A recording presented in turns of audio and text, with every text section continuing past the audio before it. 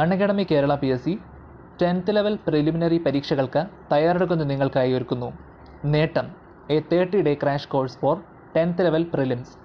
30 ദിവസത്തിലധികം നീണ്ടു നിൽക്കുന്ന ഈ ക്രാഷ് കോഴ്സിൽ പങ്കെടുക്കുന്നതിലൂടെ നിങ്ങൾക്ക് 10th ലെവൽ പ്രിലിമിനറി എക്സാമിൻ്റെ സിലബസിലെ മുഴുവൻ ടോപ്പിക്സും കവർ ചെയ്യാൻ കഴിയും. നിങ്ങളെ വിജയത്തിലെത്തിക്കാൻ അൺഅക്കാഡമിയുടെ ടോപ്പ് എഡ്യൂക്കേറ്റേഴ്സ് നേതൃത്വം നൽകുന്ന ഈ ബാച്ച് കോഴ്സിൽ നിങ്ങളെല്ലാവരും തന്നെ എൻറോൾ ചെയ്യൂ. ഓരോ സബ്ജക്ട്സും കൈകാര്യം ചെയ്യുന്ന എഡ്യൂക്കേറ്റേഴ്സിനെ നമുക്ക് പരിചയപ്പെടാം. Natural science Shafi Thomson, physical science Jafar Sadiq, facts about Kerala Muhammad Roshan, constitution Haja Muhammad, facts about India Rahul Chandran, current affairs Satish Kumar, maths Ismail Kalady. So guys, don't waste your time. December 28 ആരംഭിക്കുന്ന ഈ ബാച്ച് കോഴ്സിൽ നിങ്ങളെല്ലാവരും തന്നെ ഇപ്പോൾ തന്നെ മറക്കാതെ എൻറോൾ ചെയ്യൂ. ഈ ഇൻഫർമേഷൻ നിങ്ങളുടെ ഫ്രണ്ട്സിന് പാസ് ചെയ്യൂ. Let's crack it. ഹായ്, എല്ലാ കൂട്ടുകാർക്കും അൺഅക്കാദമിയിലേക്ക് ഒരിക്കൽ കൂടി സ്വാഗതം. ഞാൻ ആസിഫ് തുളുവത്ത്. മെമ്മറി കോഡ്സ് എന്ന് പറയുന്ന നമ്മൾ ഈ ഒരു കോഴ്സിൽ ഏകദേശം 20ഓളം ലെസൺസ് നമ്മൾ ആഡ് ചെയ്ത് കഴിഞ്ഞു.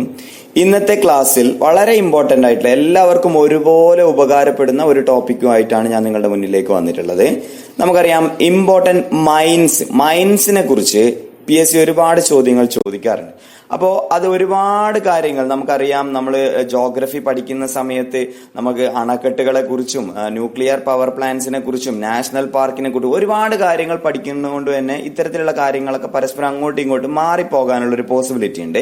അപ്പൊ ഇമ്പോർട്ടന്റ് ആയിട്ടുള്ള മൈൻഡ്സ് മാറിപ്പോകാതെ എങ്ങനെയാണ് ഒരു കോഡിലൂടെ പഠിക്കാൻ സാധിക്കുക എന്നുള്ളതാണ് എന്റെ കൂട്ടുകാർക്ക് ഞാൻ ഇന്നത്തെ ക്ലാസ്സിൽ പറഞ്ഞു തരാൻ വേണ്ടി ഉദ്ദേശിക്കുന്നത്. തീർച്ചയായും ഇത് നിങ്ങൾക്ക് ഉപകാരപ്പെടും. ഓക്കെ, അപ്പോ ഏറ്റവും പ്രധാനപ്പെട്ട കുറച്ച് മൈൻസ് ആണ് ഞാൻ ഇവിടെ റെപ്രസെന്റ് ചെയ്ത് കാണിച്ചിട്ടുള്ളത്. അതിനുശേഷം നമുക്ക് ആ പഠിക്കേണ്ട കോഡുകളിലേക്കും പോകാം. ഓക്കെ, റാണിഗഞ്ച് എന്ന് പറയുന്ന ഒരു മൈൻ ഉണ്ട്. അത് കോളിനാണ് പ്രശസ്തമായിട്ടുള്ളത്. റാണിഗഞ്ച് ബംഗാളിലാണെന്നുള്ളതൊന്ന് ഓർത്തു വെക്കുക. നമ്മൾ ഏതൊക്കെയാണ് മൈനിന്റെ പേര് എന്തൊക്കെയാണ്, എന്താണ് അവിടെ മൈൻ ചെയ്യുന്നത്, ഓക്കെ, ഏത് സ്ഥലത്താണ് മൈനിങ് നടക്കുന്നത്, എന്താണ് അവിടെ മൈൻ ചെയ്യുന്നത് എന്നുള്ളതാണ് നമ്മൾ കോഡിലൂടെ പഠിക്കാൻ ഉദ്ദേശിക്കുന്നത്. അതിന്റെ സംസ്ഥാനങ്ങളുടെ പേര് കൂടി നിങ്ങൾ അതിന് കൂട്ടത്തിൽ പഠിച്ചു വെച്ചാൽ കൂടുതൽ നന്നായിരിക്കും. ഓക്കെ, റാണിഗഞ്ച് കോളാണ് മൈൻ ചെയ്യുന്നത്. ജാരിയ കോൾ തന്നെയാണ് മൈൻ ചെയ്യുന്നത്. ജർസുഗുഡ അവിടെയും കോൾ തന്നെയാണ് മൈൻ ചെയ്യുന്നത്. നെയ്വേലിയിൽ കോൾ തന്നെയാണ് മൈൻ ചെയ്യുന്നത്. പന്ന എന്ന് പറയുന്ന ഇമ്പോർട്ടന്റ് ആയിട്ടുള്ള മൈനിങ്ങിൽ അവിടെ ഡയമണ്ട് ആണ് മൈൻ ചെയ്യുന്നത്. അത് മധ്യപ്രദേശിലാണ്. ഓക്കെ, ക്ലിയർ ആണെന്ന് വിചാരിക്കുന്നു. റാണിഗഞ്ചിലും ജാരിയയിലും ജർസുഗുഡയിലും നെയ്വേലിയിലും കോൾ തന്നെയാണ് മൈൻ ചെയ്യുന്നത്.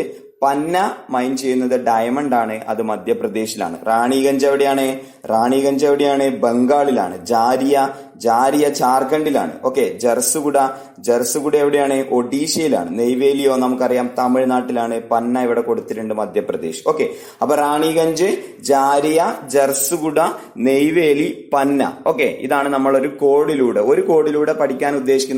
അപ്പൊ 4 മൈൻസ് ആണ് നമ്മൾ ഈ ഒരു കോഡിലൂടെ പഠിക്കാൻ ഉദ്ദേശിക്കുന്നത്. റാണിഗഞ്ച്, ജാരിയ, ജർസുഗുഡ, നെയ്വേലി, പന്ന.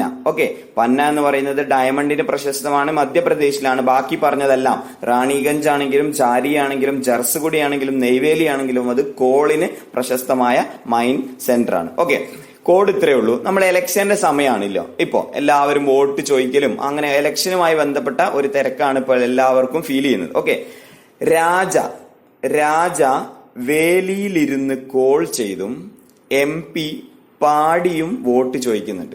2 രീതിയിലുള്ള വോട്ട് ചോദിക്കലാണ്, വോട്ട് അഭ്യർത്ഥനയാണ് ഇവിടെ നടക്കുന്നത്. എന്താണ്?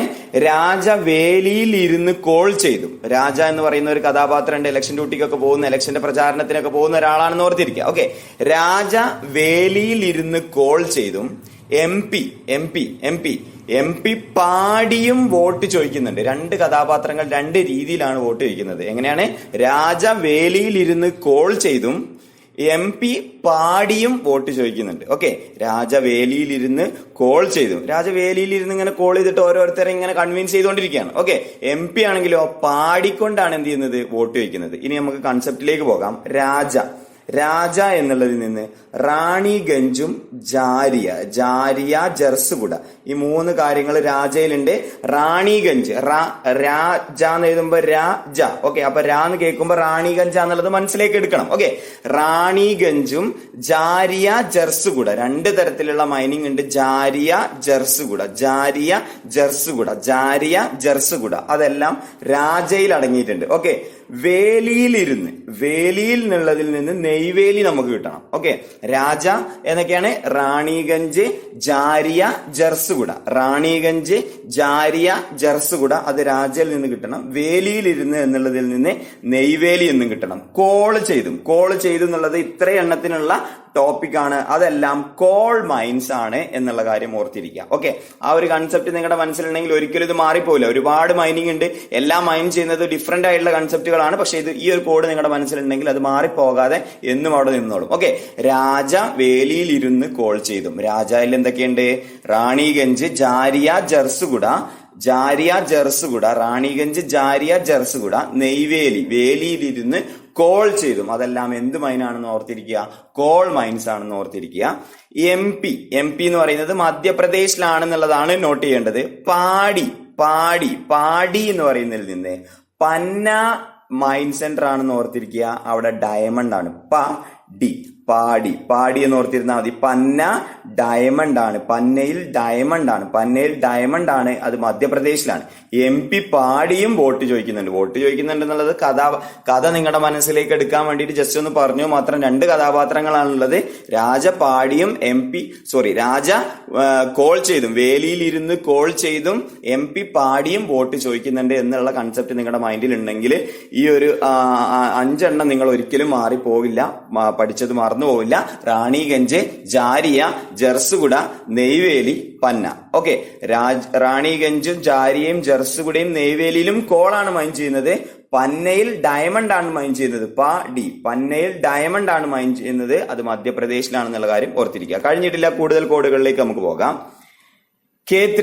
കേത്രിയിൽ മൈൻ ചെയ്യുന്നത് കോപ്പറാണ്. കോലാർ കർണാടകയിലാണ്, അവിടെ മൈൻ ചെയ്യുന്നത് ഗോൾഡ് ആണ്. കേത്രി രാജസ്ഥാനിലാണെന്ന് ഓർത്തിരിക്കുക. ആ സംസ്ഥാനങ്ങൾ കൂടി ഓർത്തിരുന്നാൽ കൂടുതൽ ഉപയോഗപ്പെടും. കേത്രി കോപ്പർ ആണ്, കോലാർ ഗോൾഡ് ആണ്. ഹട്ടി അതും കർണാടകയിലാണ്, അവിടെയും മൈൻ ചെയ്യുന്നത് ഗോൾഡ് ആണ്. ഓക്കെ, അപ്പൊ കേത്രി കോപ്പർ ആണ്, കോലാറും ഹട്ടിയും എന്താണ്? ഗോൾഡ് ആണ്. ഓക്കെ, ഇവിടെ വളരെ സിമ്പിൾ ആയിട്ട് കേത്രി എന്ന് കേൾക്കുമ്പോൾ ഒരു വിധം ഫുട്ബോൾ അറിയുന്നവരൊക്കെ മനസ്സിലേക്ക് വരുന്നത് എന്തായിരിക്കും? സുനിൽ ഛേത്രി ആയിരിക്കും അല്ലെ. കേത്രിക്ക് ഒരു കപ്പ് കിട്ടി. ഓക്കെ, കേത്രിക്ക് കപ്പ് കിട്ടി. കപ്പ് എന്നുള്ളതിൽ നിന്ന് കോപ്പർ ഓർത്തിരിക്കുക. കേത്രിക്ക് കപ്പ് കിട്ടി. ഓക്കെ, ഗോൾഡ് കൊണ്ടുള്ള കട്ടിയുള്ള ഒരു കോലായിരുന്നു ആ കപ്പ്. ആ കപ്പിന്റെ ഷേപ്പ് എന്ന് പറയുന്നത് സ്വർണം കൊണ്ടുണ്ടാക്കിയ ഒരു കോല് പോലെയായിരുന്നു. ഓക്കെ, കോല് പോലെ സ്വർണം കൊണ്ടുണ്ടാക്കിയ ഒരു കട്ടിയുള്ള ഗോൾഡ് കൊണ്ടുള്ള എന്നുള്ളതിൽ നിന്ന് ഗോൾഡ് മൈൻ ആണെന്ന് ഓർക്കുക. കട്ടിയുള്ള എന്നുള്ളതിൽ ഹട്ടി എന്ന് ഓർക്കുക. കട്ടിയുള്ള ഒരു കോലായിരുന്നു അത്. നിങ്ങളുടെ മനസ്സിലേക്ക് ഒരു കട്ടിയുള്ള കോല് ഒരു കപ്പായിട്ട് അങ്ങ് സങ്കല്പിച്ചാൽ പരിപാടി കഴിഞ്ഞു. ഓക്കെ, കേത്രി എന്ന് പറയുന്നത് കോപ്പർ മൈൻ ആണെന്നും കോലാർ എന്ന് പറയുന്നതും ഹട്ടി എന്ന് പറയുന്നതും ഗോൾഡ് മൈൻ എന്ന ഓർത്തിരിക്കാനുള്ള ഒരു കോഡാണ് പറഞ്ഞത്. ഛേത്രിക്ക് കപ്പ് കിട്ടി. ഗോൾഡ് കൊണ്ടുള്ള കട്ടിയുള്ള ഒരു കോലായിരുന്നു അത്. ഓക്കെ, കട്ടി എന്നുള്ളതിൽ നിന്ന് ഹട്ടി കിട്ടണം, കോല് എന്നുള്ളതിൽ നിന്ന് കോലാർ കിട്ടണം. ഗോൾഡ് കൊണ്ടുള്ള എന്നുള്ളത് ഈ 2 സ്ഥലത്തും എന്താണ് മൈൻ ചെയ്യുന്നത്? ഗോൾഡ് ആണ് മൈൻ ചെയ്യുന്നത് എന്ന് ഓർത്തിരുന്നാൽ കാര്യങ്ങൾ വളരെ സിമ്പിൾ ആയി. ക്ലിയർ ആണെന്ന് വിചാരിക്കുന്നു. ഓക്കെ, അപ്പോ രാജ വേലിയിൽ ഇരുന്ന് കോൾ ചെയ്തും എം പി പാടിയും വോട്ട് ചോദിക്കുന്നുണ്ട്.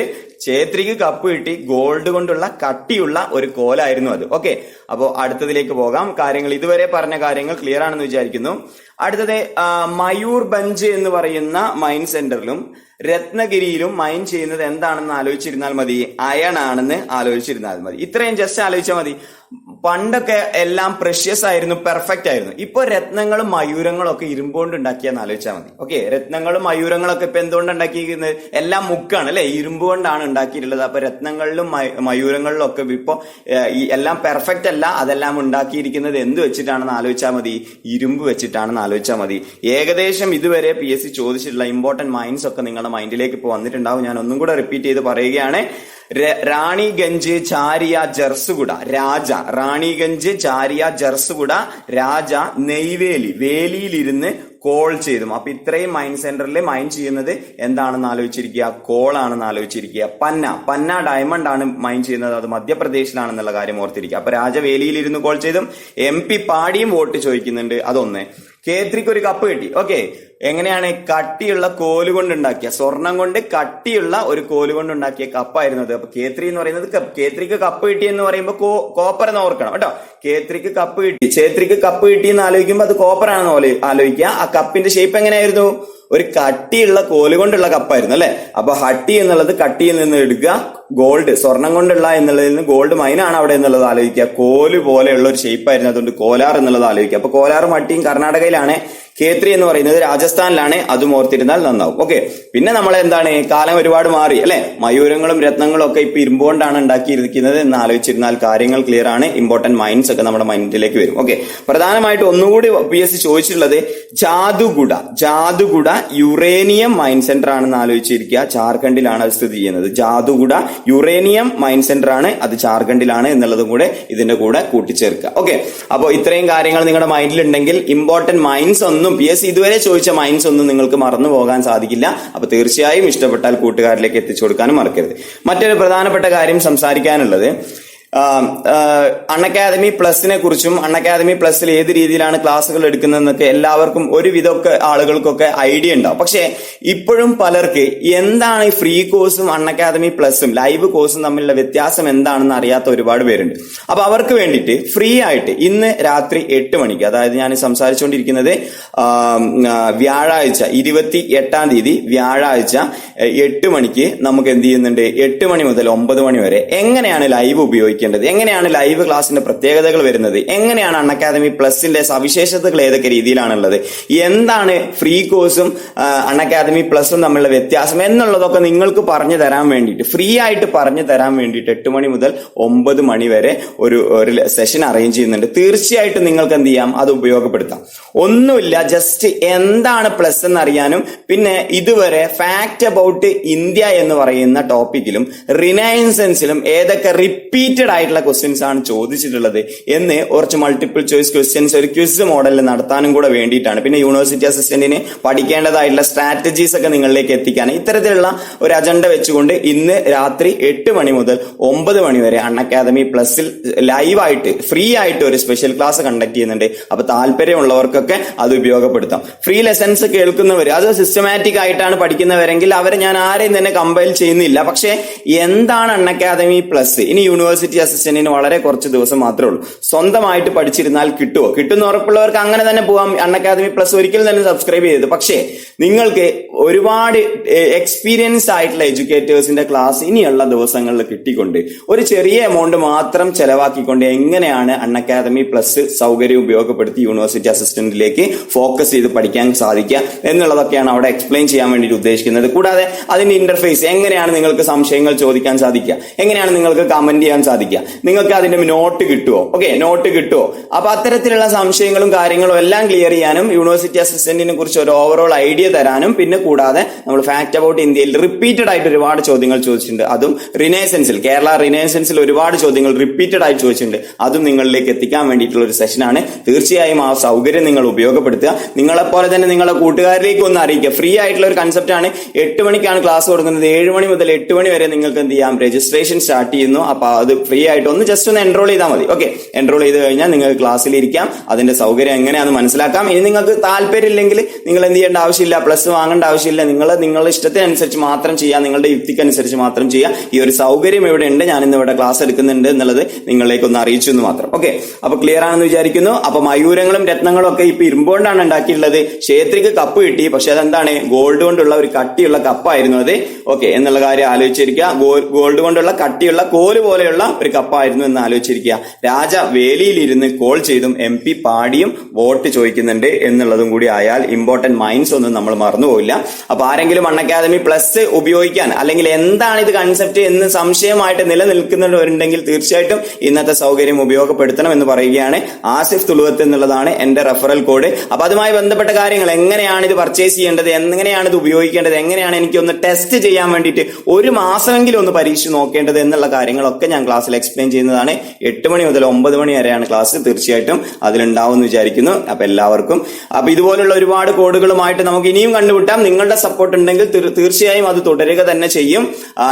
ഫ്രീ ലെസൺസിൽ നമ്മൾ ചെയ്യുന്ന ക്ലാസ്സുകൾക്ക് ഇതുപോലെ ഒരു മാറ്റങ്ങളും ഇല്ലാതെ അത് കണ്ടിന്യൂ ചെയ്തുകൊണ്ട് തന്നെ ഇരിക്കും എന്നുള്ള കാര്യം ഞാൻ ഒരിക്കൽ കൂടി ഓർമ്മപ്പെടുത്തുന്നു. അപ്പൊ തീർച്ചയായിട്ടും സൗകര്യം ഉപയോഗപ്പെടുത്താൻ താല്പര്യമുള്ളവരോട് മാത്രമാണ് പറഞ്ഞത്. 8 മണി മുതൽ 9 മണി വരെയാണ് സ്പെഷ്യൽ ക്ലാസ് ഉള്ളത്. തീർച്ചയായിട്ടും അവിടെ കാണാമെന്ന് വിചാരിക്കുന്നു. അപ്പൊ എല്ലാ കൂട്ടുകാർക്കും എന്റെ ഹൃദയത്തിൽ നിന്നുള്ള നന്ദി, നമസ്കാരം.